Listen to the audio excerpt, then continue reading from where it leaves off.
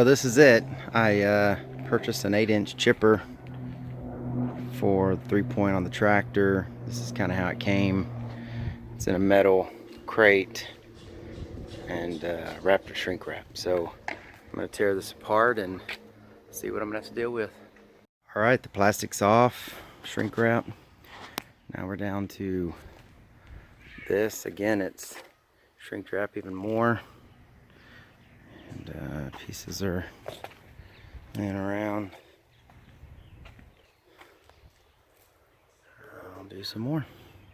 Down to just the main chipper inside the crate. It's in there pretty good.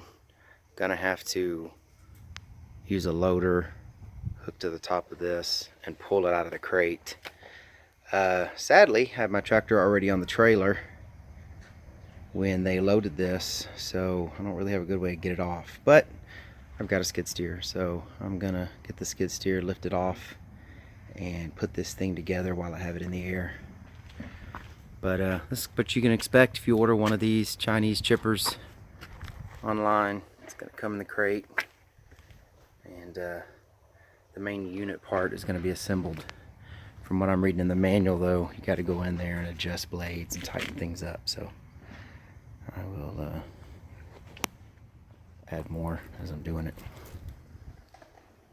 All right, so started putting some of this together. Gotta get away standing and tripping on stuff. I got stuff all over the place.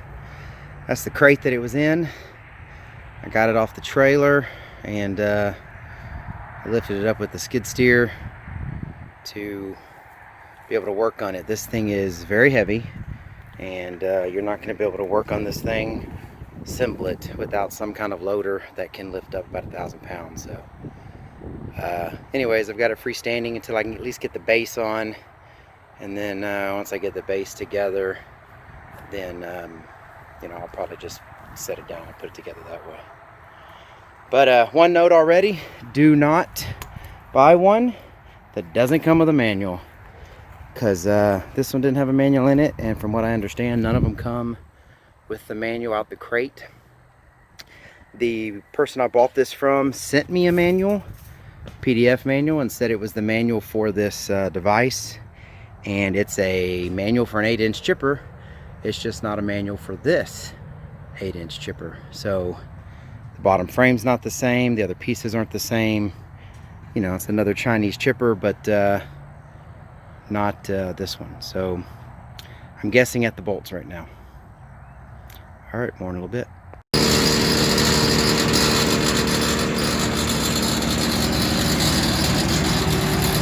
So this is the chipper running. I got it running at 540, and it's on my 40 horsepower tractor. Chip's pretty good for its size. I don't have a lot of wood left to chip. We did most of that earlier on, but I'm going to run a couple things through there and let you guys see it pull through.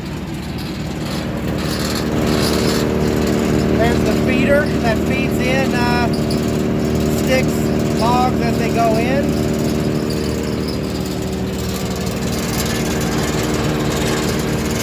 Gonna run some in. Start with some little stuff first.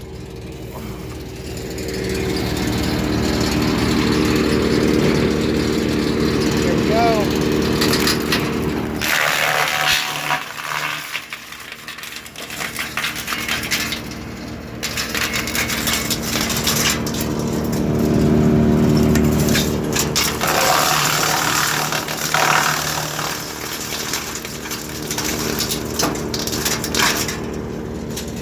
Chips it up quite easy, and I put some pretty good sized logs through there, and man, it chips them no problem.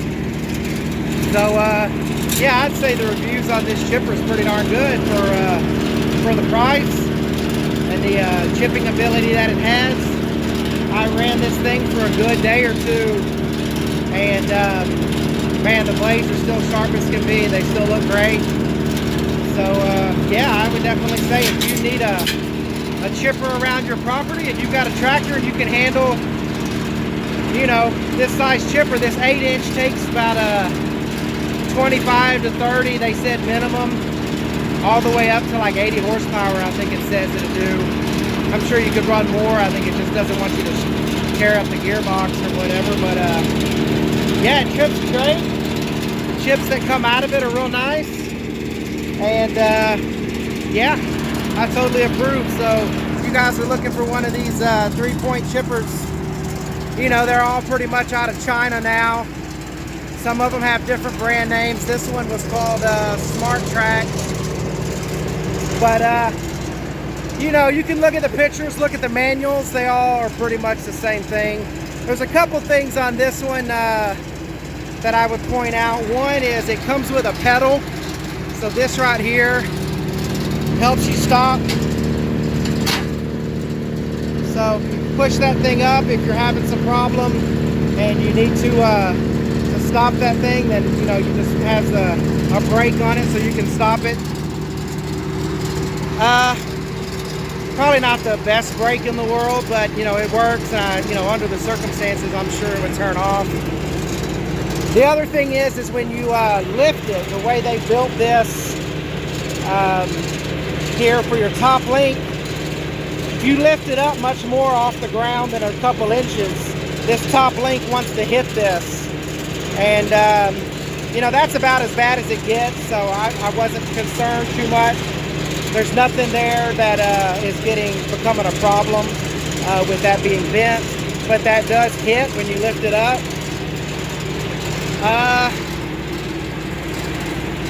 I don't know, other than that, I think it's pretty good. I mean, if I needed to chip, you know, if I lived more up north where there was more brush and trees, I mean, we got mesquites and stuff here.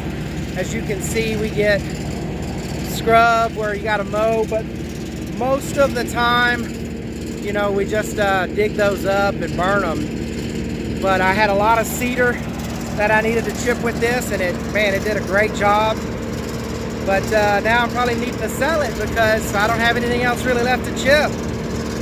But I definitely would recommend it. If you're in the market looking for a chipper, you know, you can pick these things up about $2,000. You know, I mean, I've definitely seen them more. I've seen one website selling them for like $3,200. Exact same chipper with a different sticker. I wouldn't go for that. But you know, around the $2,000 range is about what you can find them new. So I'm probably going to try to sell this one, I don't know, $1,800 since I haven't really hardly used much of it at all. But yeah, that's a good price if you're looking for one of these. And you know, I definitely think it's worth it. You know, you can spend quite a bit more on an attachment. You know, if you're going to do a ton of chipping with it, I might recommend the hydraulic version with the hydraulic feed instead of the manual feed. But you know, you're going to add $500 to $1,000 just for that. So you really got to think if it's worth it. For how much I did and how much I was planning to use it, to me it's probably not worth it. But if you're going to use this chipper, you know, maybe monthly for many, many years, I'd probably look at the hydraulic option. But other than that, yeah, it's a great little chipper. And you can run a lot through it. And like I said, mine is a 40 horsepower tractor.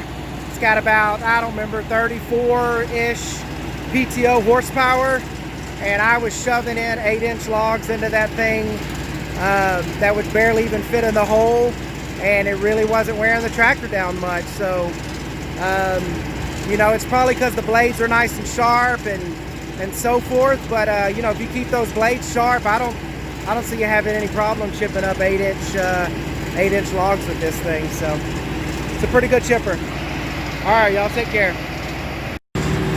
All right, I'm just gonna add a little bit more to this video, mainly because, well, I had there's a directional, I guess, vent or hood on this that lets you direct where the chipper material is gonna come out at. And one of the screws on there I didn't have tightened, so it was really rattling and loud. But when this thing is just sitting here running, it's really not loud. All you hear is a little bit of hum of that drum with the chipper in it, with the blades and the tractor. So you know, that's about it. It actually runs pretty good and pretty quiet. Of course, once you put those logs in, you better have some ear protection. It gets pretty loud, but that's with all chippers. So anyways, just adding this on, like I said, it wasn't as loud as it was rattling in that last section of video because I didn't have that one of those screw knobs on. But as you can see, I got a storm coming in, which is a little strange for Texas summer. So I'm putting this thing back in the garage. Y'all take care.